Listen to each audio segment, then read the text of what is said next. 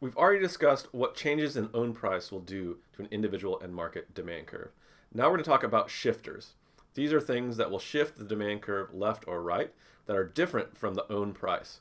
Price changes in the own price will move you up or along across that demand curve. And now we'll talk about things and factors that will move that demand curve left and right. So in this video, I'll talk about the main explanation, the general explanation that will apply to all factors. And then I'll go through a series of separate videos for each one of those factors. Here's our list of demand shifters. We have preferences, income, price of related goods, expectations, number and type of buyers. In this video here, I'll just show you the main explanation, and I'll have separate videos for each one of those factors.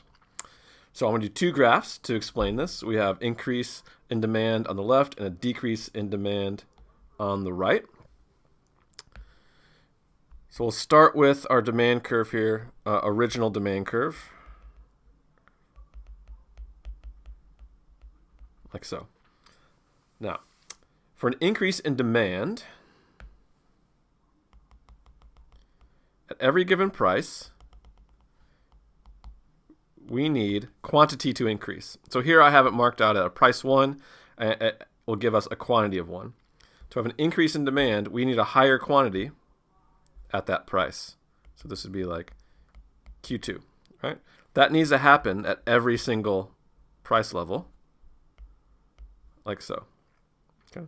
We'll have this increase in quantity at every price. And so if we connect all those dots in a given demand curve, right, this will be the new demand, like so. And so you can see that a shift to the right, it will be an increase in demand. Okay. That's one way to think about it. So that's going to be like reason number 2 up here. The change in the quantity that the market wants to buy at each market price goes up, right? That's a shift to the right. A similar way to think about what's going on is this first way.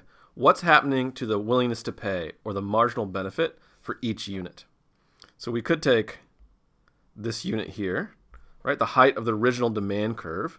It tells us the willingness to pay for that unit. That same unit, marginal unit, Q2, now would have a higher willingness to pay or a higher marginal benefit along that new demand curve, right? So something's going on where people just value this good more than they did before. It's giving them a higher marginal benefit, and that's going to cause an increase in demand, a shift to the right. Now we can do the same thing for a decrease in demand. We have our original demand curve. Right. And now we'll get a shift left for a decrease in demand, new demand right here. Right. And so we'll have a shift left for that. So a lower quantity at every single price. Similarly, we could have a lower marginal benefit or a lower willingness to pay at every single unit. Something's going on where consumers will value that unit less than they did before for the original demand curve.